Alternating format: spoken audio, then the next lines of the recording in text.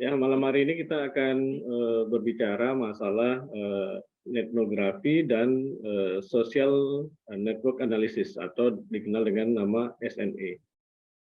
Sebenarnya dua hal ini dua hal yang berbeda, ya. Dua hal yang berbeda, satu kualitatif, satu kuantitatif. Hanya saja, ya, karena sumber datanya itu sama, ya, sumber-sumber dari sosial media Twitter yang kita gunakan malam ini, maka sekalian saja ya, saya terangkan masalah etnografi dan social network analysis.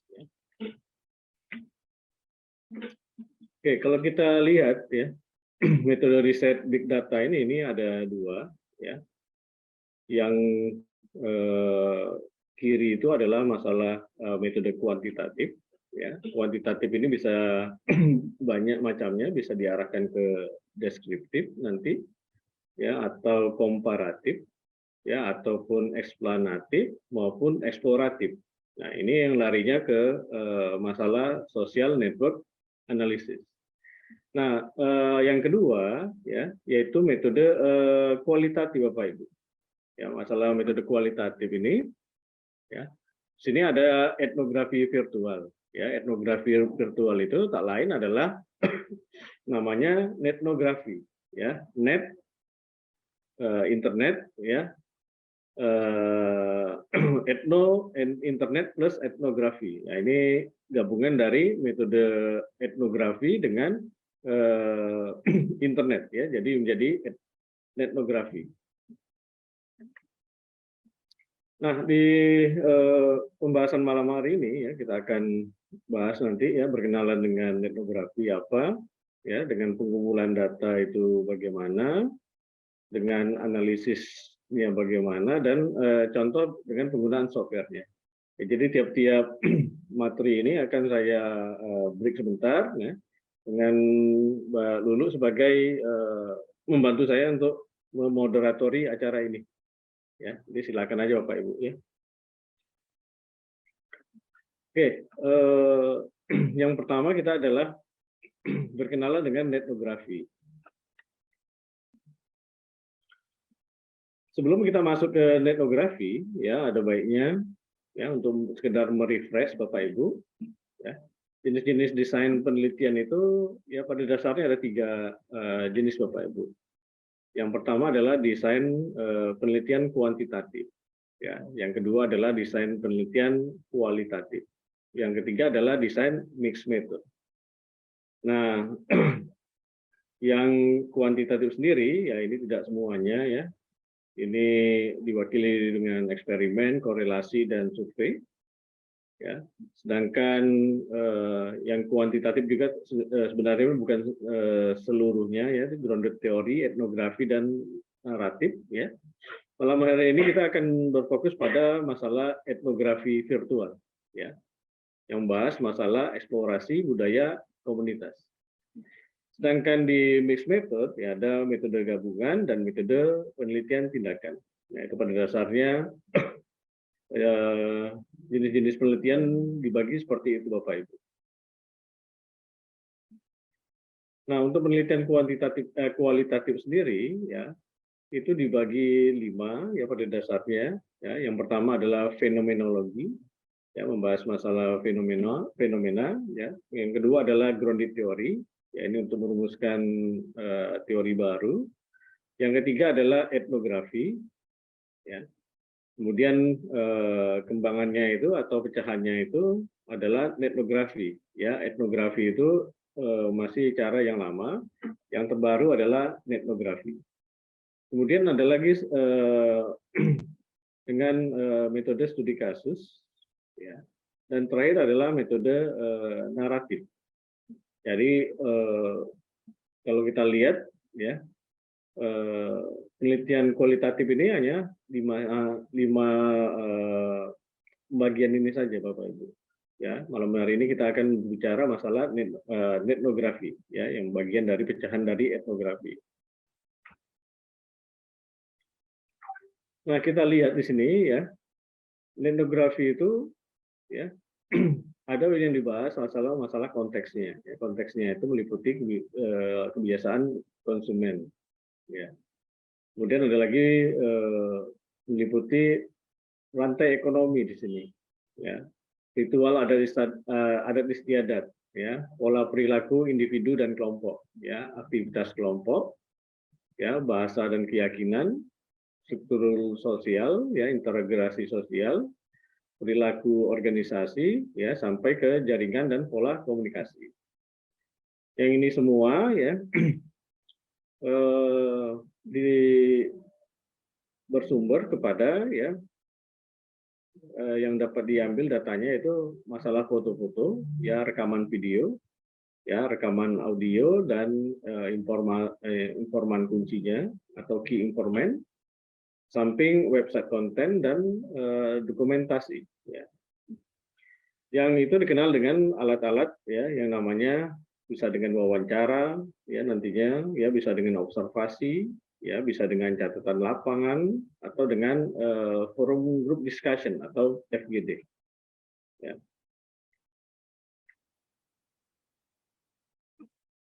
Kalau kita lihat, ya, definisi dari etnografi itu, etnografi is online research method originating in ethnography, is understanding social interaction in contemporary digital communication context. Ethnography is a specific practice related to data collection, data analysis, research ethic, representation, rooted in participation observation. Ya.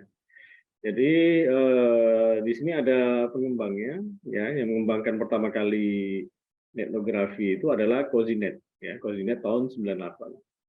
Inilah definisi etnografi. Ya, etnografi itu adalah online research atau research secara online yang berasal dari etnografi, ya, yang kita pahami sebagai social interaction, ya, yang di dalamnya ada masalah komunikasi.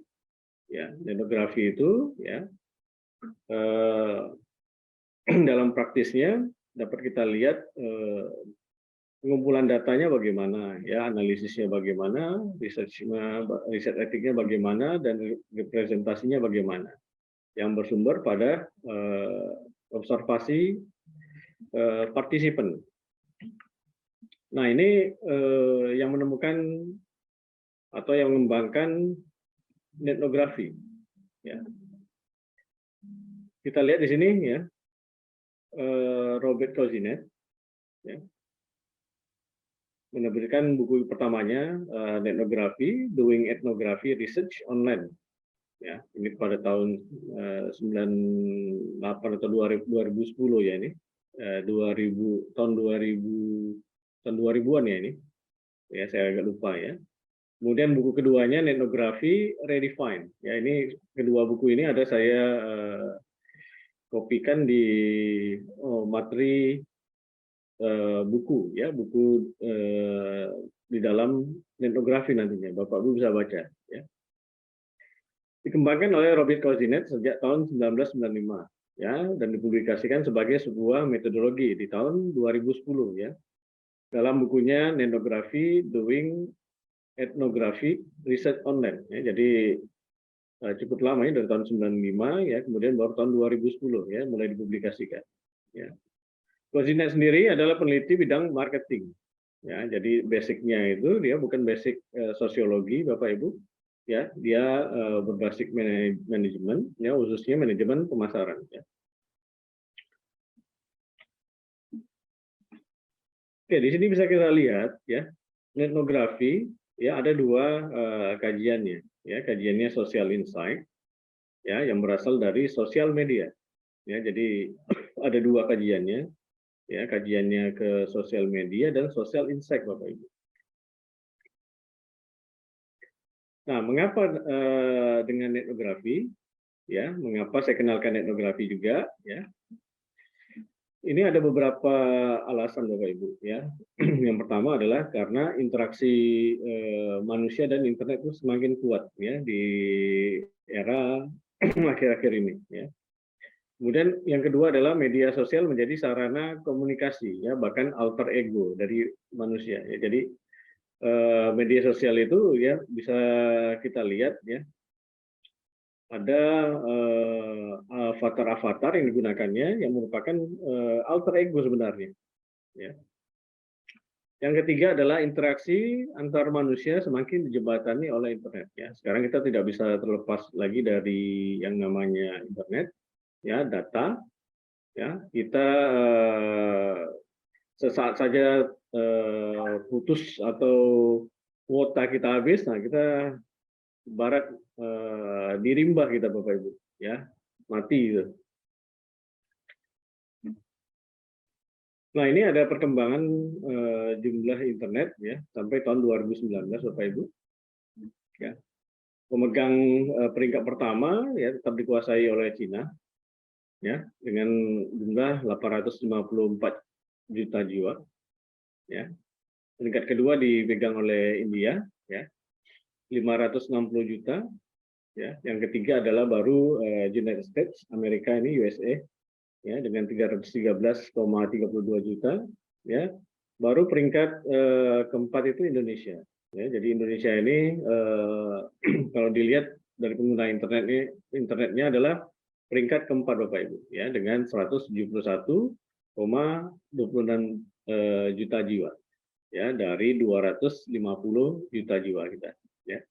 Kemudian diikuti oleh Brazil ya, Brazil 149,06 ya.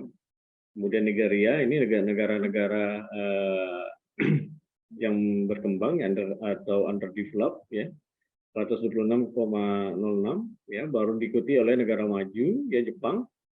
Ya, Jepang ini hanya 118,63 juta jiwa. Dan baru diikuti oleh Rusia, ya Rusia 116,35 juta jiwa. Yang terakhir dari data ini adalah Bangladesh, ya Bangladesh hanya 94,2 juta jiwa. Ya, ini laporan diambil dari statistika.com Bapak Ibu. Nah kalau kita lihat penetrasi pasarnya atau penggunaan internet di Indonesia, ya ini data proyeksi, ya data proyeksi sampai tahun 2025, ya data ini sampai tahun 2020, ya. Tahun 2015 itu penetrasi pasar kita 42,65%, ya ini hampir separuhnya, ya hampir, ya.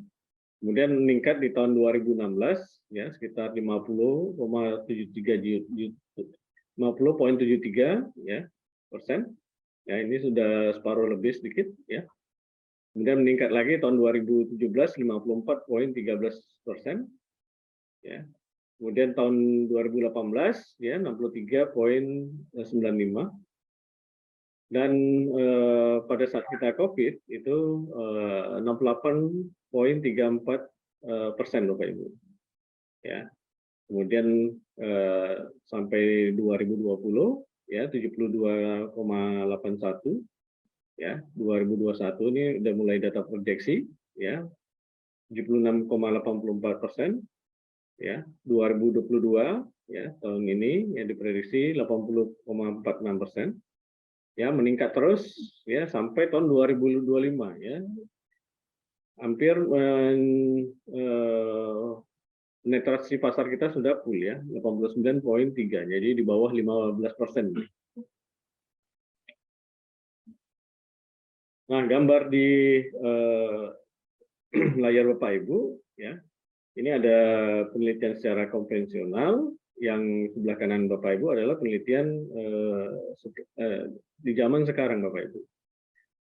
Kita lihat penelitian konvensional ya berpakaian rapi ya berdasi dia ya dengan membawa teropong dia ya artinya diintip dia ya kalau kita lihat yang sekarang ya atau zaman now sekarang ya ini ada anak milenial ini dengan perangkat komputernya ya di tangan kirinya di tangan kanannya ini ya perangkat gadgetnya ya perangkat gadgetnya ini ternyata mengeluarkan 010101 ya ini bahasa apa Bapak Ibu bahasa biner ya Bapak Ibu ya Ternyata di sini di atasnya itu ada gambar 2 orang peneliti, ya, satu pria, satu wanita, ya, membawa mikroskop, ya, yang satu lagi bukan mikroskop, ini kaca pembesar, yang satu lagi adalah membawa catatan, ya, jadi mereka sedang mencatat, ya.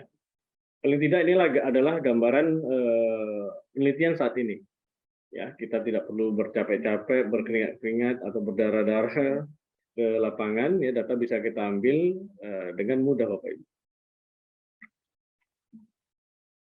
Nah, kalau kita lihat, ya, etnografi itu, ya, berkaitan dengan observasi langsung, ya, observasi langsung. Apa yang diobservasi, ya, di sini adalah memahami masyarakat dan manusia, ya, kajiannya itu mengenai masyarakat manusianya, ya, mengenai masyarakat dan manusianya, yaitu dengan, ya, observasi langsung, ya, dan observasi online. Ya, dalam hal ini yang namanya etnografi sendiri adalah 2 sebenarnya, ya, baik secara langsung maupun, ya, langsung dan tak langsung. Cuman malam hari ini kita akan berfokus pada observasi secara online aja, Bapak Ibu. Ya.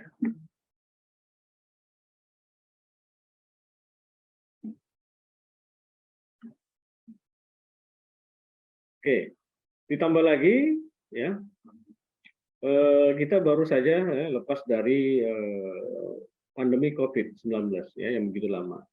Ya, ini baru masa pemulihan, ya, pemulihan juga ternyata ada lagi, ya, tapi ternyata itu tidak berdampak secara langsung, ya. Oke, di sini etnografi ini adalah solusi dalam, ya, dalam pengambilan data, ya, data collection, ya, dalam analisis, dalam riset etik, rooted in participation observation, ya, yang bersumber dari partisipasi observation, ya, pengambilan data collection, ya, proses analisisnya atau analisisnya yang dipandu dengan etika riset atau riset etik, ya, yang disesuaikan dengan dunia digital. Ya. Oke, sampai di sini Bapak Ibu ada pertanyaan mungkin? Silakan. Saya kembalikan ke Mbak Lulu.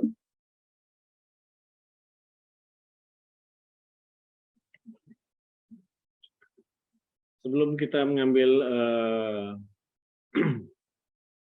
ambil data, ya, riset ini terutama riset etnografi, ya, mendasarkan pada 2 pertanyaan riset, ya. Yang pertama kali adalah pertanyaan riset yang memberikan kita informasi, ya, informasi terkait dengan fenomena sosial. Yang kedua, pertanyaan riset tentang penggunaan sosial media dan internet itu sendiri. Jadi ini menurut Hase dan Sloan tahun 2018. Ya, jadi hanya dua pertanyaan riset ini yang dapat dipecahkan oleh etnografi, Bapak Ibu. Nah, kali ini akan saya bagikan pertanyaan riset, ya. Coba kita kupas nanti satu persatu, ya, apakah ini bisa masuk pertanyaan risetnya apa tidak, ya. Kali ini ada pertanyaan riset, ya, bagaimana proses saling belajar pada grup WhatsApp Facebook pembelajar bahasa Arab dengan anggota yang setara kemampuannya. Nah, ini kira-kira bisa didekati dengan etnografi apa tidak, Bapak Ibu? Ada Facebook, mungkin bisa seperti dijelaskan, ya, pakai meneliti data dari Facebook mungkin, ya, Pak Teguh. Pak Widyo, ya? Iya. Bisa nih, Pak, ya? Bisa. Oke, kita cari pendapat yang lain mungkin. Tiga peserta dulu. Mungkin Pak Ade? Kayaknya bisa, Pak. Soalnya di sini memang ada grupnya. Karena kan memang harus dari sebuah komunitas dulu yang kita teliti. Di sini ada grupnya, kayaknya sih kelihatannya bisa gitu, dengan etnografi. Bisa, ya. Ini sudah 2 peserta mengatakan bisa. Oke, Bu Sri Handayani mungkin? Bu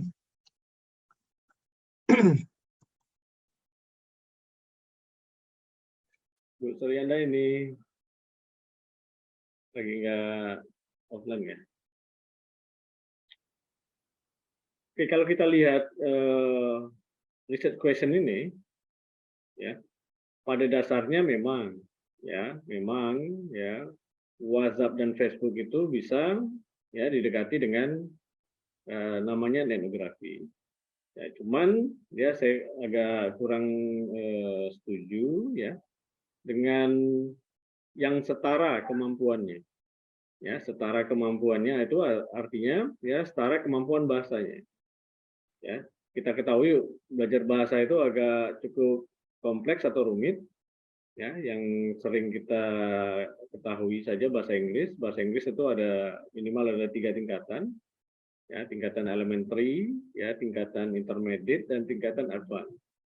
Ya, itu bagaimana di WhatsApp sama Facebook ya bisa untuk anggota yang setara kemampuannya. Ya, saya masih kurang setuju kalau yang ini. Ya, oke, coba kita lihat yang berikutnya ini. Ya. Yang berikutnya adalah bagaimana persepsi orang Indonesia tentang kinerja partai politik. Ya, sini analisis survei online ke 3.000 orang. Ini bagaimana Bapak Ibu? Kalau melihat 3.000 orangnya mungkin kurang mewakili orang Indonesia ya. Persepsi orang Indonesia maksudnya ya. Ini bisakah didekati dengan etnografi apa tidak? Etnografi. Persepsi etnografi. Belum jelas yang mau diteliti di Twitter atau Facebook atau apa. Ini survei online, tidak ada yang apa platform yang mau dilihat. Mungkin belum tepat. Pendapatnya Pak Nugroho ya. Pendapatnya Pak Kurniadi, Pak Endrian Kurniadi gimana Pak? Gimana ya? Kalau untuk komunitasnya mungkin kita bisa anggaplah ini udah di Indonesia ya, udah selesai. Cuman kalau untuk benar ya mewakili 3.000 orang, apakah mewakili, kan ada penentuan jumlah sampling gitu ya kelihatannya, mungkin dari 150 juta kurang nampaknya 3.000 ya, mungkin 110.000 apa 100.000 kelihatannya baru cocok lah gitu kelihatannya sih di situ sih Pak ya. Oke. Yang lain Ibu Mariana?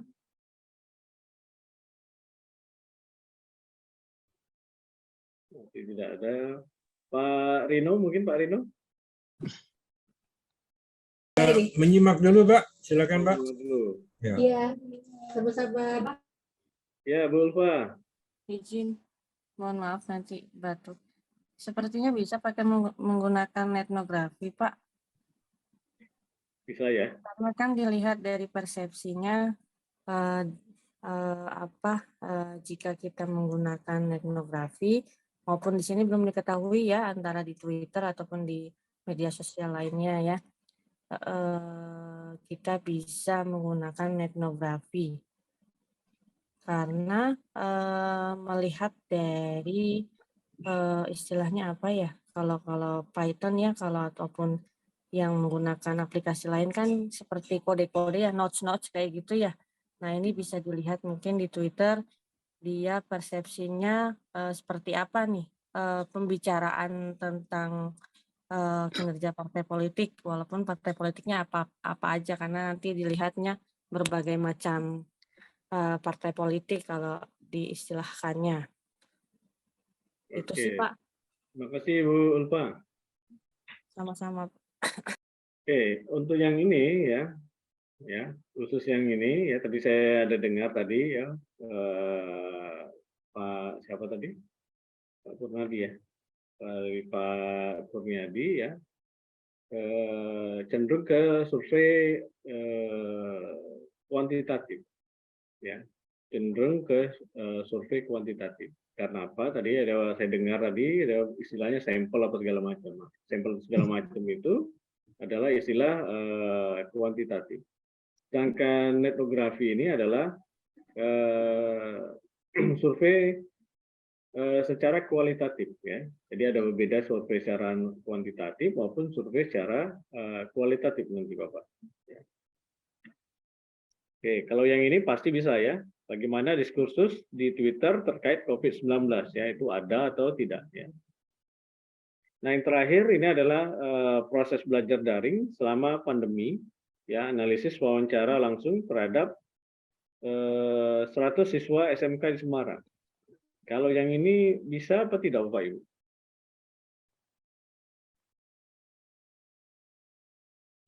Didekati dengan etnografi.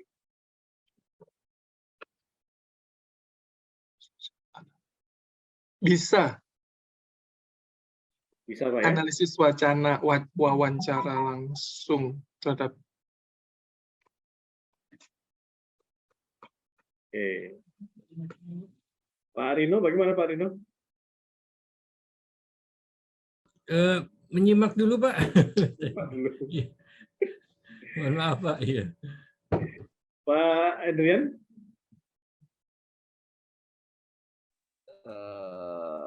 Ya bisa sih kalau yang ini ya langsung soalnya face to face sama siswanya di sini. Bu Ulfa, gimana? Bu Ulfa?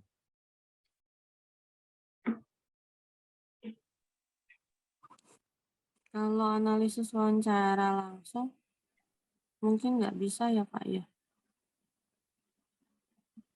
Karena kan ini wawancara langsung. Tapi kalau di etnografi juga kan nanti mempelajari apa sih istilahnya. Kalau di Atlas TI ya, kita bisa mempelajari teks-teks juga nanti di transkrip. Tapi nggak tahu nih Pak. Ini apakah, tapi nggak bisa sih Pak kalau untuk analisis wawancara langsung terhadap 100 siswa SMK di Semarang untuk etnografi. Oke, kita jangan terjebak pada masalah online saja Bapak Ibu. Ya, etnografi itu bisa mendekati secara online maupun secara offline. Memang betul ya, malam hari ini yang akan saya ajarkan bagaimana mengambil data dari survei online saja. Ya, tapi etnografi ini adalah bisa online dan bisa offline. Offline. Ya, jadi research question yang baru saja saya tampilkan ini bisa didekati dengan namanya etnografi. Oke, di sini akan lebih jelas lagi. Ya, ada bagian-bagian etnografi. Ya, etnografi itu sendiri dibagi dua. Ya, Bu. Ya. Yang pertama adalah internet dan sosial media itu sendiri. Ya, yang kedua adalah internet dan sosial media sebagai tools, ya, atau sebagai alat. Nah, malam hari ini kita akan berfokus pada internet dan sosial media itu sendiri, ya. Yang penjabarannya, nah ini adalah masalah SNE, ya, atau social network analysis, ya. Sedangkan yang sebagai toolsnya itu, ya, tools yang dapat digunakan adalah FGD atau forum group discussion, kemudian ada jurnal method, ada wawancara, dan ada survei online Bapak Ibu. Ya, tapi kita akan berfokus pada masalah internet dan sosial media itu sendiri. Ya, jadi bukan sebagai toolsnya. Ya. Kita malam hari ini kita akan bahas ya. Oke, untuk survei online, ya. Di sini ada beberapa clue ya yang harus kita pahami. Ya. Yang harus kita pahami itu adalah karakter populasi yang akan kita dekati. Ya. Dalam hal ini ya kita gunakan dua sumber ya. Yang pertama adalah Pew Research Dataset atau pewresearch.org ya, atau Pew Internet Research ya. Kemudian yang kedua adalah data dari APJI ya, Asosiasi Penyelenggara Jasa Internet ya. Kedua data ini adalah free Bapak Ibu ya, artinya bisa Bapak Ibu dapatkan secara gratis ya. Nah, survei ya. Di sini ada gambar, ada grafis ya mengenai Facebook, YouTube ya secara continue the most widely used online platform among US adults. Ya, jadi platform Facebook, YouTube dan sebagainya ya yang digunakan oleh orang dewasa di Amerika Serikat. Kalau kita lihat ya dari tahun 2012, ini datanya 2012 sampai 2019, ini secara going concern ya naik terus, yaitu Facebook ya. Facebook dari di bawah 60% ya sampai di atas 60% ya sampai tahun 2018 dan 2019 ini. Ini kita lihat perbandingan 2 tahun ini ya. 2019-2018 itu adalah Facebook memegang ya 69%. Ya, namun ada media yang sangat meledak. Ya, media yang sangat meledak kita kenal dengan YouTube. Ya, YouTube 2018 sama 2019 itu memegang 73%, Bapak Ibu. Ya. Sementara media-media yang lainnya adalah media yang media yang tidak dominan ya atau di bawah 40%. Ya, kita lihat ada Instagram ya 37%, ada Pinterest 28%, ya LinkedIn ada 27%, ya ada Snapchat 24%, ada Twitter 22%. Ya, malam hari ini kita bahas masalah Twitter ya. Ada WhatsApp yang hanya sekedar 20% dan ada Reddit yang di bawah 11%. Oke. Untuk survei sendiri ya ada survei kuantitatif dan kualitatif. Ini seperti yang di depan saya sebutkan tadi. Ya, survei kuantitatif itu lebih berfokus pada analisa jumlah. Ya, analisa jumlah ini penting ya karena untuk generasi kesimpulan. Ya, ini kalau kuantitatif itu selalunya adanya generalisasi kesimpulan. Ya. Sedangkan survei kualitatif sendiri ya lebih fokus pada deep ya atau kedalaman atau thick information. Ya, yang diberikan informan. Ya. Informan ini adalah bahasa untuk kualitatif. Ya. Kalau bahasa kuantitatifnya adalah responden, Bapak Ibu. Nah, di sini ada beberapa perbedaan ya, antara kuantitatif dan kualitatif. Ya. Untuk kuantitatif itu adalah yang digunakan adalah close-ended question, ya, atau jawaban ya atau tidak, ya, atau menggunakan skala, Likert, ya, dan lain sebagainya. Sedangkan kualitatif itu adalah yang kita gunakan adalah open-ended question. Ya. Open-ended question ini ya jawaban deskriptif ya atau sifatnya uraian. Nah, dalam membuat survei ini ya bagian awal yang paling penting itu adalah masalah profil ya. Profil informan ya. Informan ini merujuk kepada kualitatif atau responden. Ini merujuk pada kuantitatif. Ya, yang harus ditanyakan itu adalah jenis kelamin, usia, latar belakang, penghasilan, kemudian ada pekerjaan, dan data lainnya yang sesuai dengan variabel yang dibutuhkan dalam analisis nanti ya. Jangan sampai ada variabel profile yang lupa ya, karena sudah tidak bisa ditanyakan lagi ke informan atau respondennya. Bila kualitatif ya, upayakan sistem survei dan dapat mengambil alamat email informan ya. Dalam hal ini dapat gunakan Google Form ya. Atau kita bisa tanyakan kesediaan langsung dari informan maupun respondennya. Nah, kelemahan dari survei kuantitatif ya. Survei kuantitatif itu tidak bisa menangani masalah eksplorasi tema-tema penelitian yang baru. Ya. Yang kedua adalah eksplorasi komunitas yang tidak dikenal karakteristiknya. Ya. Yang ketiga adalah perubahan atau pergeseran makna atau persepsi yang ada di informan atau responden. Ya. Yang terakhir adalah struktur komunitas atau struktur dari grup itu grup dari populasi. Nah, itu menurut Kozina tahun 2010, Bapak Ibu. Nah, yang kedua ya ada wawancara dan jurnal metode. Ya. Wawancara dan jurnal metode ini sering kita lihat di riset-riset kualitatif, Bapak Ibu. Ya, wawancara adalah dialog antar peneliti ya dengan subjek secara interaktif ya.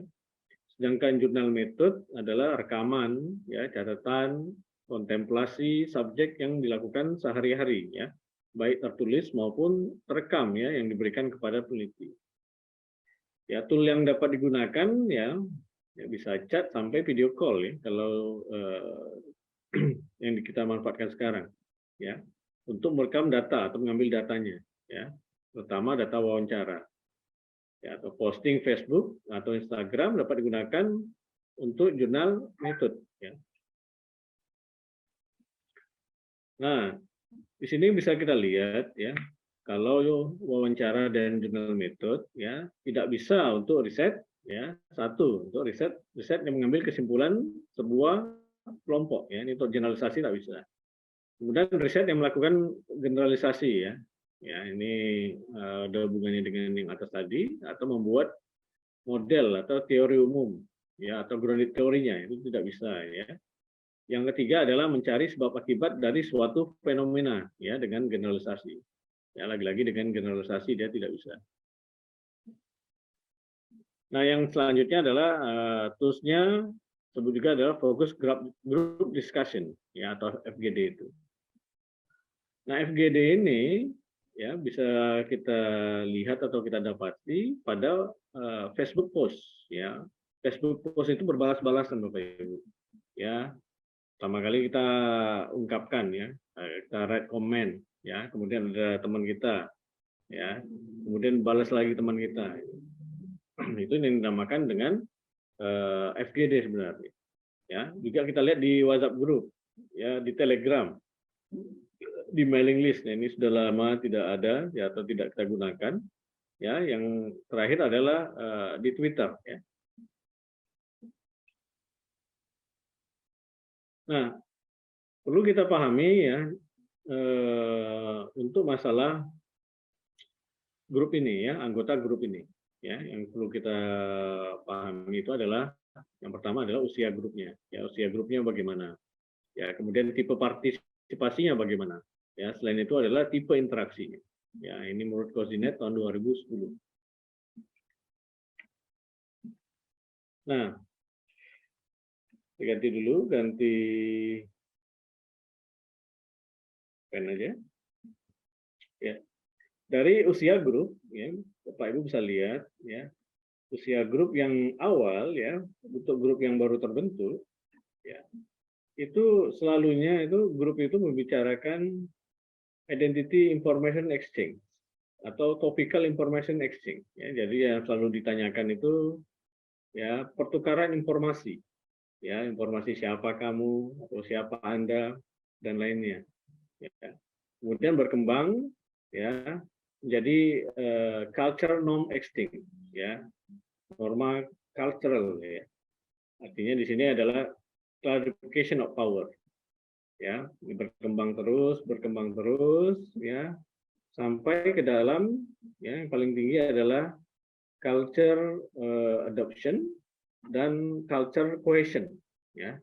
Di sini bisa kita lihat grup-grup itu tidak lagi mempertanyakan siapa Anda, siapa saya, ya, tapi sudah mengadopsi nilai-nilai yang ada di kelompok itu sendiri. Nah, yang kedua adalah kita lihat tipe partisipasinya, ya, dari tipe partisipasinya, ya, dibagi menjadi 4, Bapak Ibu. Ya, yang pertama kali adalah newbie. Ya, newbie ini, ya, ikatannya lemah, masih lemah.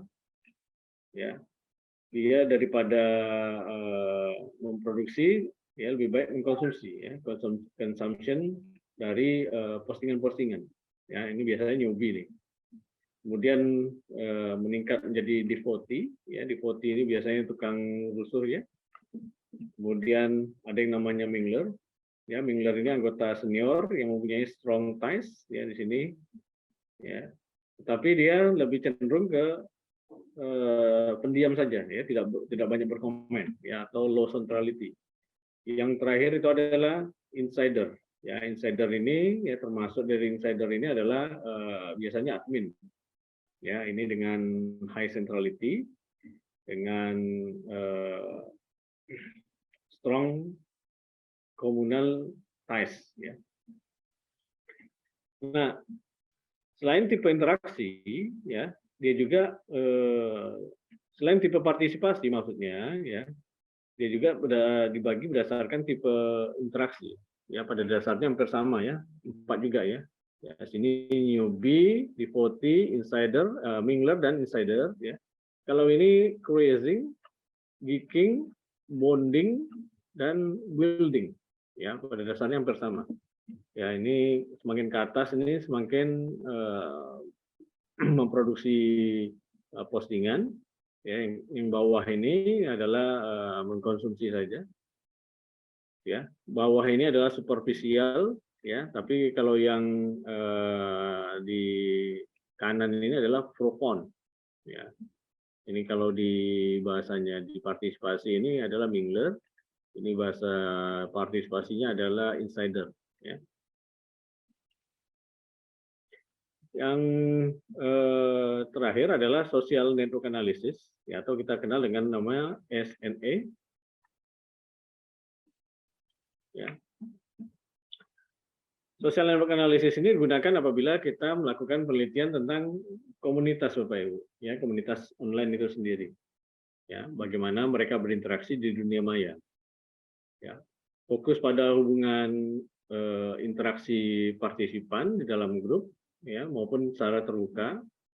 Ya, dalam pola yang kita lihat dalam pola komunikasinya, ya, yang kita lihat adalah ya siapa yang jadi aktornya, agennya bagaimana, ikatannya bagaimana.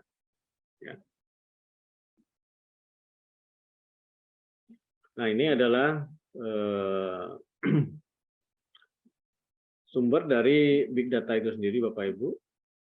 Ya, big data itu yang akan kita kaji di sini adalah masalah sosial media itu sendiri, yaitu menjadi objek kajian. Samping itu ada namanya cloud, ya, ada namanya web, adanya namanya Internet of Things, ya, IoT, ya, ada lagi namanya database, Bapak Ibu. Nah, di sini kita tidak selalu diingatkan apa yang disebut juga dengan data digital, ya, atau digital footprint. Ya, ini menunjukkan what do your science, apa yang kita katakan, ya, be careful about, ya, berhati-hati dalam apa yang kita share, ya, where you share, di mana kamu meng-share-nya, ya, with whom you share, dengan siapa kamu meng-share-nya, ya. Be smart about, ya, kita harus bersikap smart, ya, dalam situs-situs yang kita kunjungi, ya, email-email yang kita buka, ya, dan link-link yang kita klik, ya, karena ini akan menjadi jejak digital footprint kita, ya, yang tidak bisa dihapus, Bapak Ibu, ya, but be your best self, ya, artinya kita menjadi yang terbaik yang kita inginkan lah, Bapak Ibu. Nah, di sini ada metode riset big data atau media sosial, ya. Buku-bukunya yang dapat Bapak Ibu cari di marketplace, ya, buku karangannya Arianto, ya. Ini bisa dibaca sendiri, ya. Ya, big data itu penting ya karena volumenya, karena variety-nya, ya, karena velocity-nya, ya, kecepatan, ya, karena jumlahnya, karena variasinya, dan karena kecepatannya. Nah, ini yang di depan tadi saya sudah terangkan, Bapak Ibu. Ya, ini proses rangkuman dari berbagai media sosial, ya, dari generasi ke generasi. Dan ini tahapan riset kuantitatif, ya. Kalau tadi kita bahas masalah riset kualitatif, ya, ini bahasa riset kuantitatif. Ya, yang pertama adalah isunya apa, yaitu bisa isu sosial, politik, ekonomi, kebijakan, citra, maupun isu-isu yang lain. Kemudian kita ada data crawling di sini, ya, kita mengambil data. Nanti, ya, data itu diolah dengan software tertentu, ya. Ini ada software GP ya, software GP ini software pengolahan visual yang canggih yang bisa di-download secara gratis ya. Nodel X ya, Nodel X ini berbayar ya, Netlytic ini ada yang berbayar, ada yang free ya. Jadi Bapak Ibu yang hari ini ya saya tunjukkan ya bahwa Netlytic ini bisa ngambil sampai 10.000 data yang gratis ya. Kemudian ada Brand 24 ini yang saya bilang yang paling lengkap ya, ini bisa jadi berbagai media yang bisa diambil ya, cuman sayangnya berbayarnya itu hanya trialnya itu hanya 1 minggu Bapak Ibu ya. Kemudian ada lagi Social Baker ini juga berbayar. Nah ini kita analisis dan kita visualisasikan ya. Jadi malam hari ini kita fokuskan ke visualisasinya ya. Ya akhirnya diambil kesimpulan ya Bapak Ibu. Bisa dibaca sendiri ya. Ini sama dengan tahap-tahapan penelitian. Ya, ini yang diukur di dalam SNE itu.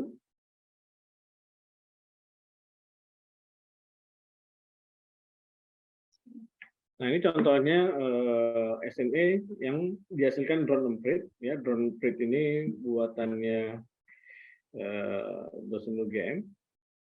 Ya, yang ada di servernya UI. Ya, bentuk drone emprit ini hasil visualisasinya seperti ini. Ya, contohnya Trenggalek, ya hubungannya dengan Jokowi itu apa? Ya. Nah, tools yang dapat digunakan ya untuk SNE sendiri ya. Untuk yang kuantitatif ada beberapa software yang saya gunakan, ada UCNet, ada Trackplot, ada Pajek, Aura, GES dan lain-lain. Nah, sedangkan untuk yang kualitatif ya itu bisa digunakan Atlas TI maupun NVivo ya. Kalau Bapak Ibu terbiasa dengan NVivo ya, Atlas ini pada dasarnya sama. Ya, hanya saja Atlas ini ya default-nya itu sudah auto coding ya. Untuk mengekspor dan mengimpor Twitter Bapak Ibu ya. Sampai di sini ada pertanyaan mungkin Bapak Ibu? Software NVivo yang saya berikan ke Bapak Ibu adalah bukan NVivo. Atlas yang saya berikan ke Bapak Ibu adalah Atlas versi yang tertinggi Bapak Ibu. Ya, versi yang tertinggi itu namanya apa sini? Saya lupa ya. Oke. Cara kita menggunakan Atlas ini ya mudah saja Bapak Ibu ya, kita create new project. Kita create new project ya, project name kita masukkan misalnya kasus Sambo ya, ini kita create ya. Jadi agak lama sedikit.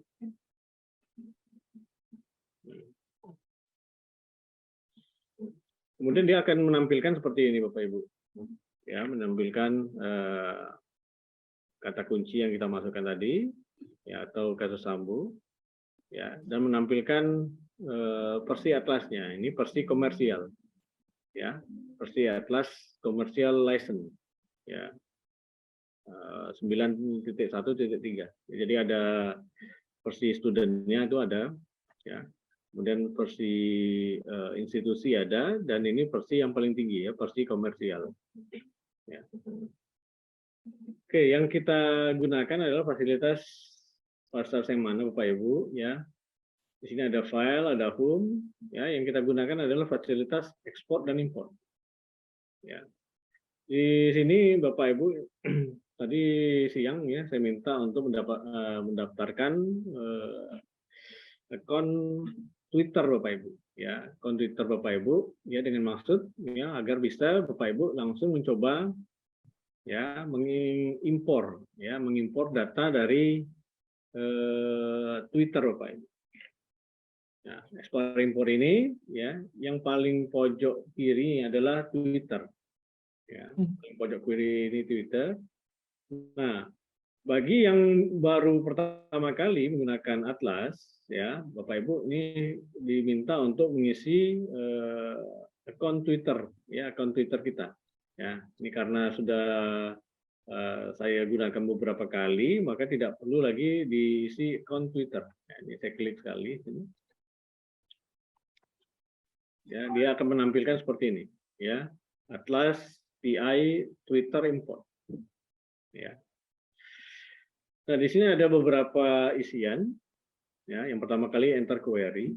Ya, enter query ini bisa dengan 3 cara, Bapak Ibu.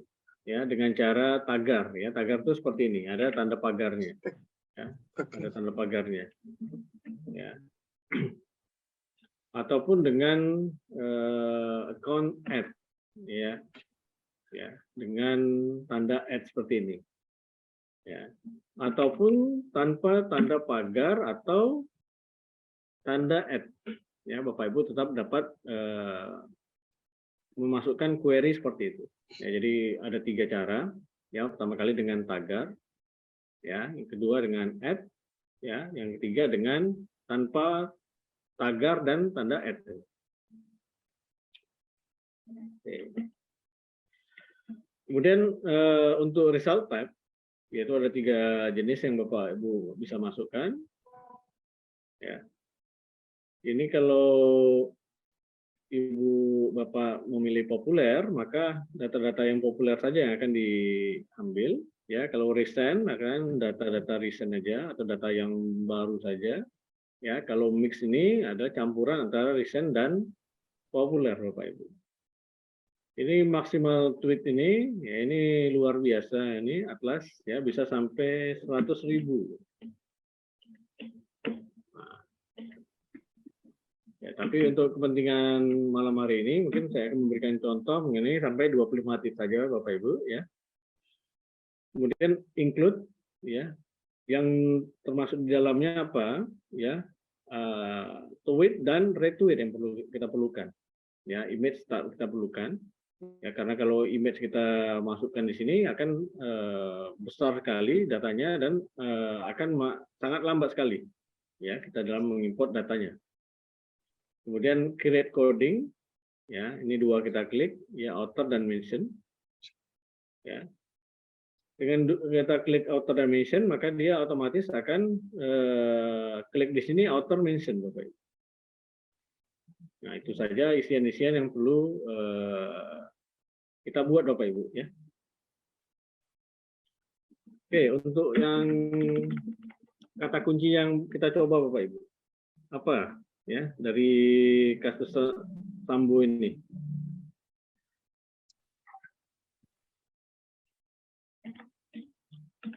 Yang baru 2 hari ini konstruksi kasus Sambo. Kasus Sambo.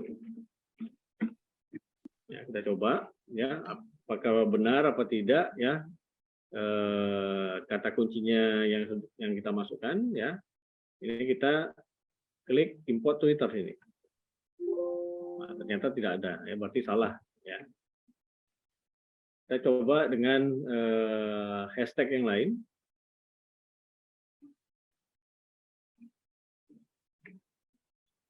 Yaitu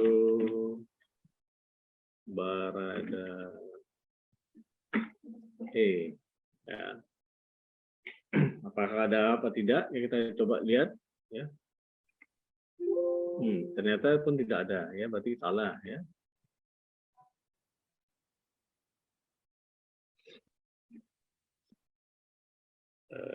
Irjen FS. Ya. Coba kita lihat ya. Oh, itu pun tak ada. Di Twitter sudah tak ada.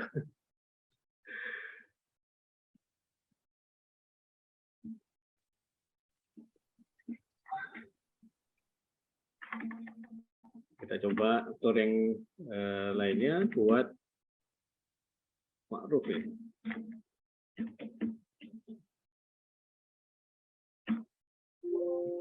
Ada juga.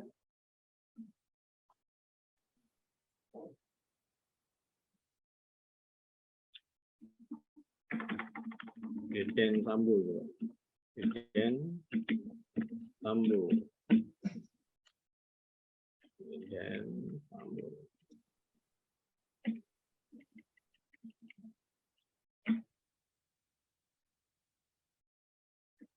Ada datanya?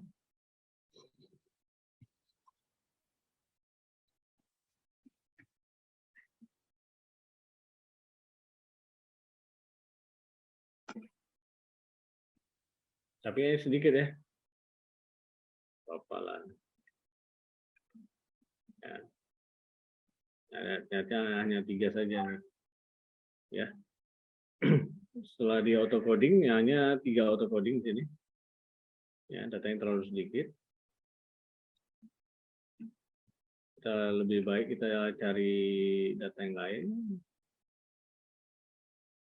Ya, mungkin sudah agak meredup ya untuk kasus ini. Di Twitter sudah kurang ya. Atau judi online ya. Judi online. 303.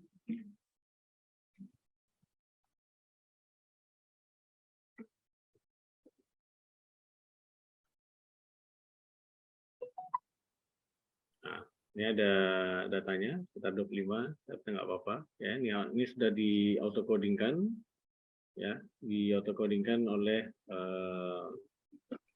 Atlas. Yang kita perlukan adalah kita klik kanan, ya, klik kanan, kemudian open network.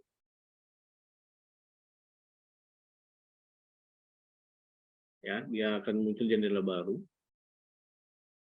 Ya. Kemudian kita buka jendela baru itu. Ya, kita klik kanan. Ya, kita add neighbor. Kita buka yang di code dia, code. Ya. Kemudian yang kita lakukan adalah kita pilih layout. Ya. Kita pilih layout. Ya, layout yang sering saya gunakan ini adalah layout dari organik Bapak Ibu. Ya, organik dia. Yang organik itu akan bentuk lingkaran dia dasarnya. Nah, di sini perlu kita lihat adalah lihat tweet-tweet yang paling tidak berpengaruh atau tidak mempengaruhi. Itu bisa kita hilangkan Bapak Ibu. Ya, ini ternyata ada ya. Nah, ini tidak ada, ya, tidak ada tweetan yang berhubungan dengan dia, bisa kita hilangkan. Ya, remove from network. Ini pun tidak ada, bisa kita hilangkan. Ini juga tidak ada, bisa kita hilangkan. Ya, ini juga bisa kita hilangkan. Ya, ini pun bisa kita hilangkan. Nah, ini ada. Ini ada. Nah, ini tidak ada, bisa kita hilangkan, ya. Remove network. Ya, ini tidak ada, bisa kita hilangkan. Ini tidak ada, bisa kita hilangkan. Nah, ini tidak ada pun bisa kita hilangkan. Nah, ini ada. Ini ada. Ini ada. Ini ada. Ini ada. Ini ada. Ini ada. Ini ada. Ini pun ada.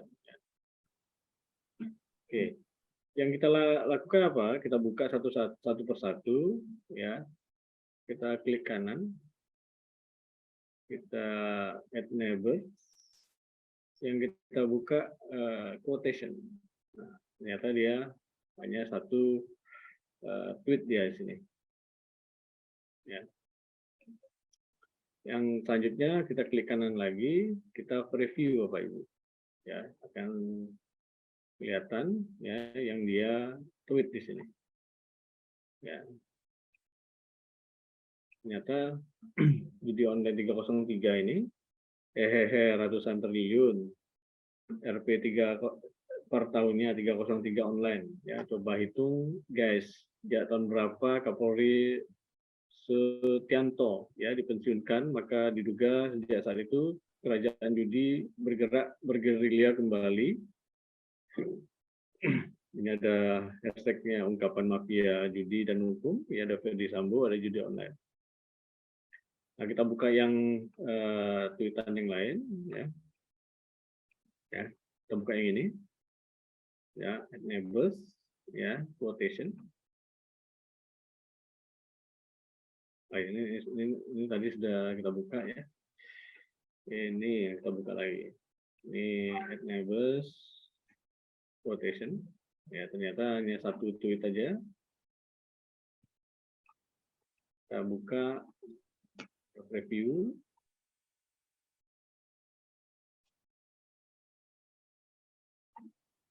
Ketua PBHI ya Julius Sibarani ya membongkar Satgasus Merah Putih dan konsorsium 303 bersama TV News malam ini pukul 20.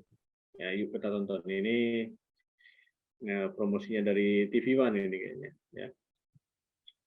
Oke, kita buka yang ini ya. Ini kita klik kanan, enables ya, quotation. Ya, ternyata pun satu tweet ya.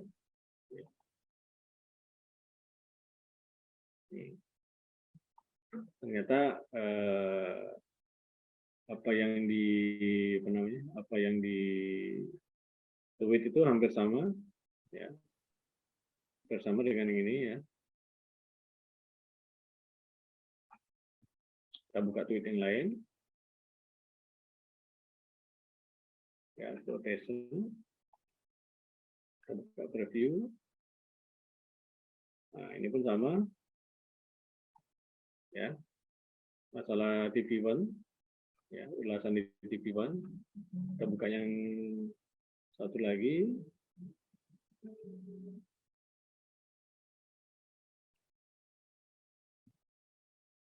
Nah, ini pun sama. Ya. Kayaknya semakin tepu ya atau semakin jenuh ini datanya.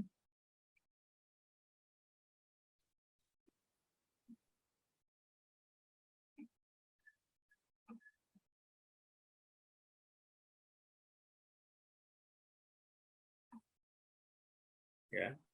Ini sama ya TV One.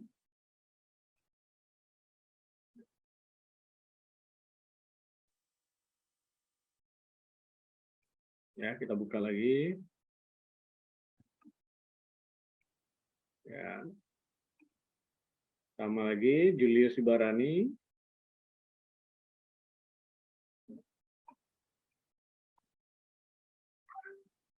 Ya, ini apa yang di tweetnya kita buka. Ternyata pun sama ya.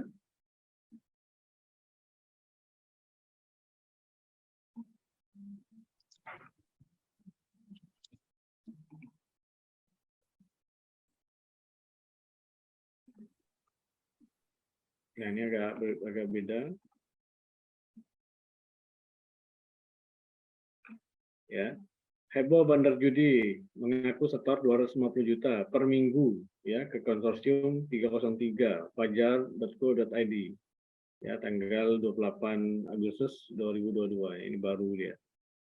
Ya, ini 3 tweet yang berbeda ya. Tweet pertama, ini tweet kedua banyak ya. Ini tweet ketiga yang berbeda ya. Selanjutnya kita coba buka tweet yang ini.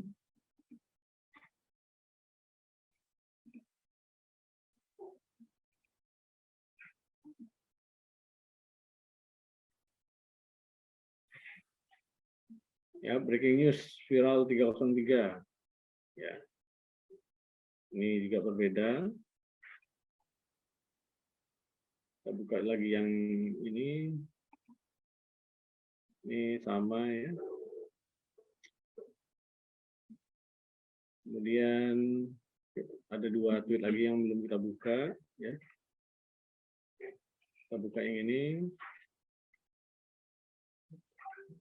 Quotation. Nah, ini ada 2 tweet. Yang review yang ini bisa dibilang Johnny GP, Menteri Komunikasi dan Informasi, terlibat ikut dalam praktek judi online. Ini ada suspek ya, Menteri Komunikasi Pak Johnny Plate ya. Kita buka apa kata CNN ya. CNN Indonesia memang bisnis Sambo at Konsorsium 303 atau bisnis judi online. Nah, ini yang agak berbeda ya. Yang terakhir yang kita akan buka yang Fajar Online ini. Ternyata ada 3 tweet ya. Tweet kedua dan tweet ketiga. Kita buka dulu yang pertama kali. Ya. Ebo bandar judi online ya mengaku setor 250 juta. Ini sama dengan yang di atas tadi ya. Nah, sama yang ini yang sama dengan ini. Kemudian kita buka lagi yang ini yang kedua tweetnya.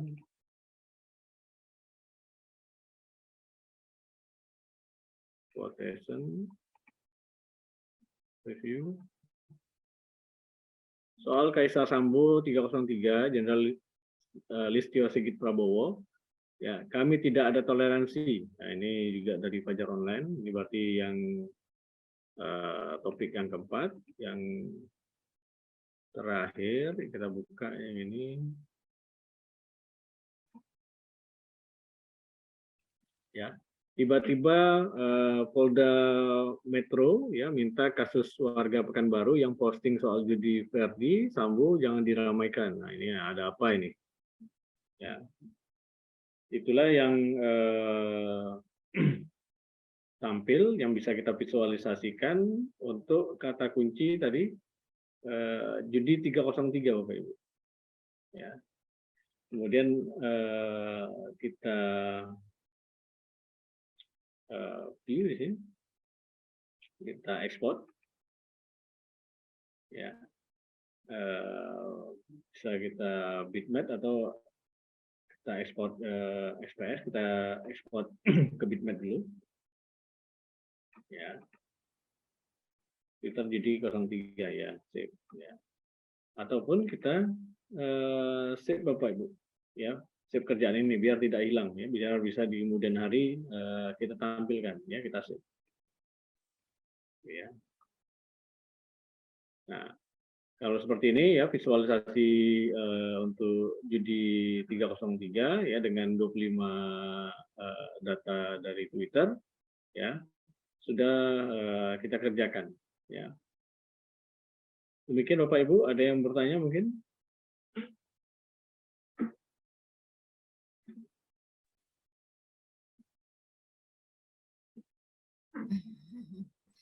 Monggo Bapak Ibu.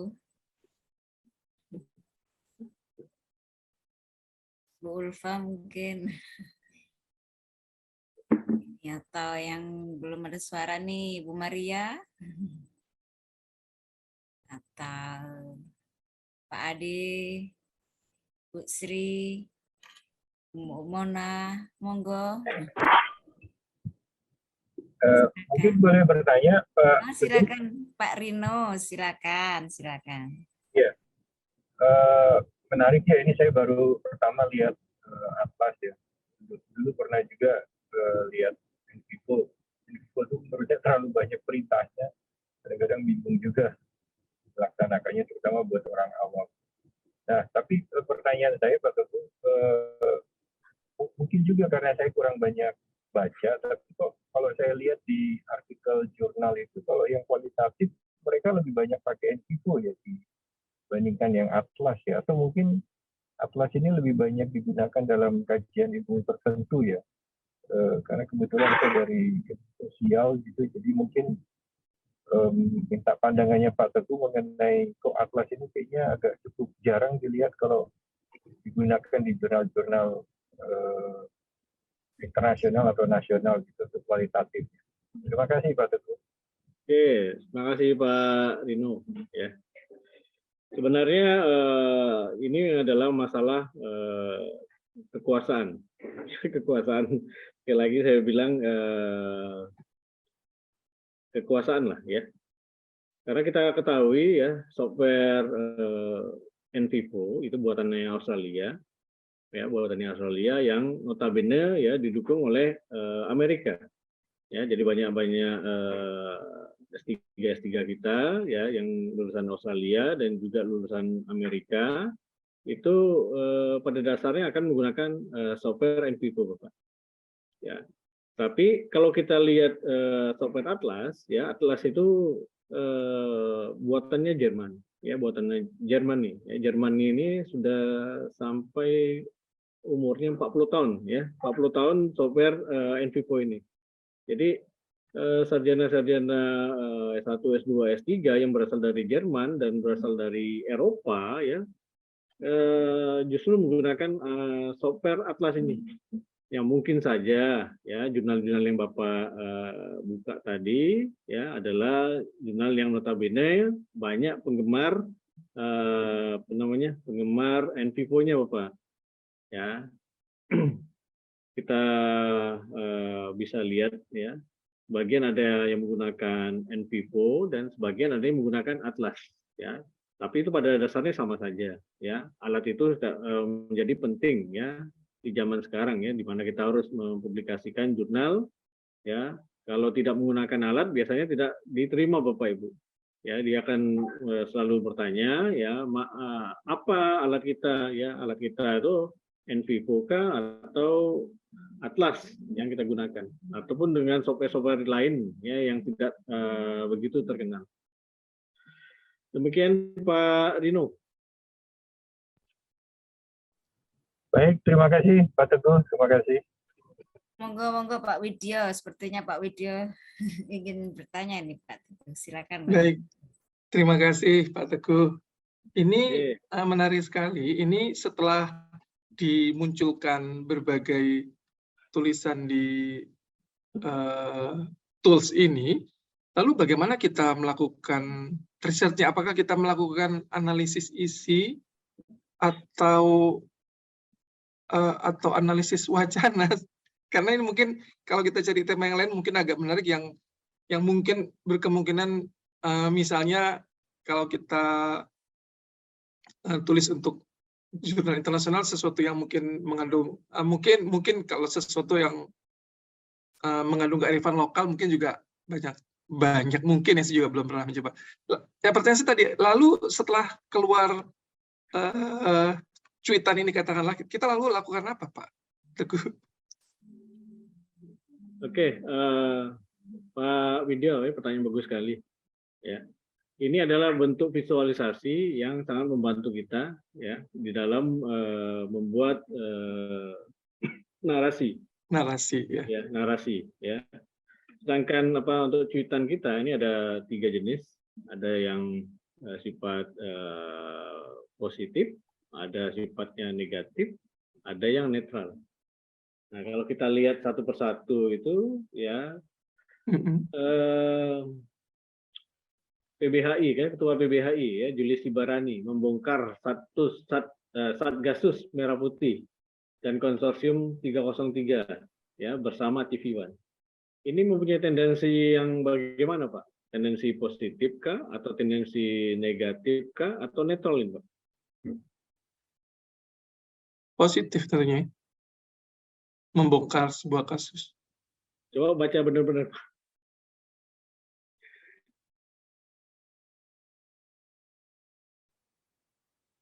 Ketua tulisannya nggak kebaca, kecil banget sampai di sini.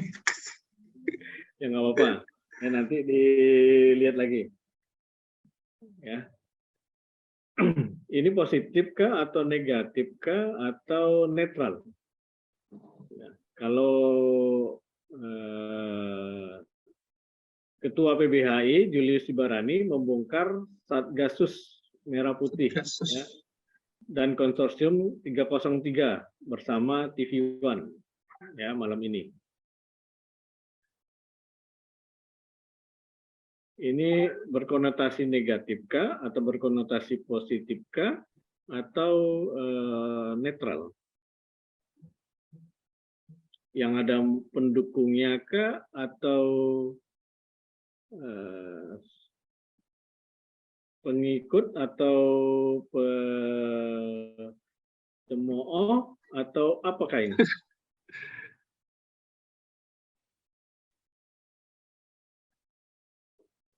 Menginformasikan sesuatu ini kan ya, Pak Teguh? Gimana Ibu? Ibu Ulfa? Netral mungkin ya Pak ya. Membongkar, ya. Saya kira ini bukan netral ya. Ini yang pro apa yang kontra ini Bu? Oh, kontra kan. Yang kontra ya. Ya, membongkar kejahatan. Ya, membongkar Kontra. kejahatan itu adalah yang kontra. Ya, yang ini adalah jenis yang kontra. Ya, bisa kita lihat dari tweet-tweetnya, ya, yang hampir sama ke seluruh tweetan di sini, ya, ke 25 tweet. Ya, yang bisa kita katakan, ya, tweet yang ini merupakan tweet yang hampir jenuh. Ya, atau istilah bahasa Malaysianya tepu gitu. Atau bahasa Inggrisnya lupa saya, ya. Kemudian kalau kita lihat yang tweetan yang ini adalah hehehe ratusan triliun per tahunnya 303 online. Coba hitung guys, berapa tahun sejak Kapolri Setianto dipensiunkan? Maka diduga sejak saat itu kerajaan judi bergerak kembali. Ini pro kah atau kontra kah atau netral ini?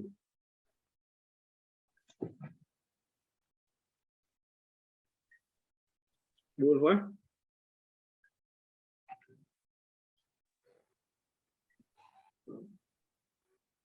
Netral kali Pak. Netral ya? Informasi ya Pak. Ya, ini informasi aja ya. Oke.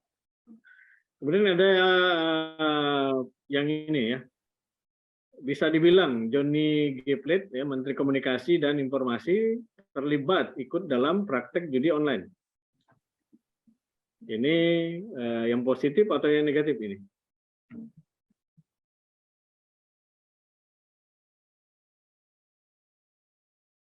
Bu Ulfa, sekali lagi. Negatif. Nah, ini yang negatif. Ya, begitulah seterusnya. Ya, kita buka, kita lihat, ya, positif negatif, ya, nantinya bisa kita deskriptifkan, ya, seperti contoh-contoh di jurnal-jurnal yang berbahasa Inggris maupun berbahasa Indonesia yang saya sertakan dalam materi. Ya. Begitu Pak Widyo. Oke. Terima kasih Pak. Ada yang mau ditanyakan lagi mungkin Bapak Ibu?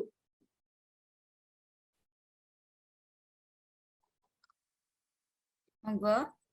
Yang lainnya mungkin Bu Maria, Bu Sri.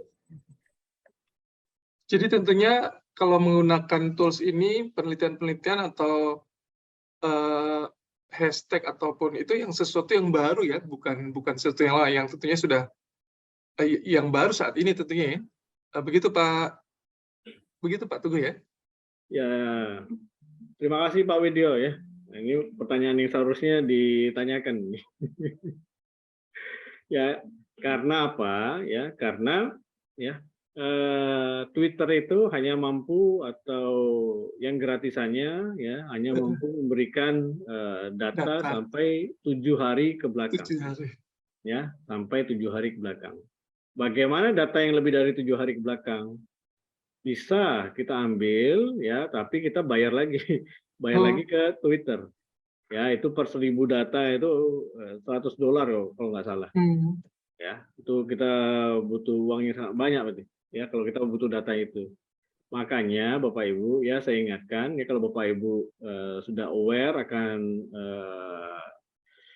media sosial, ya media sosial khususnya Twitter, ya Bapak Ibu sudah mulai bisa mencatat, ya mencatat setiap hari apa kira-kira yang news yang lagi hot, yang lagi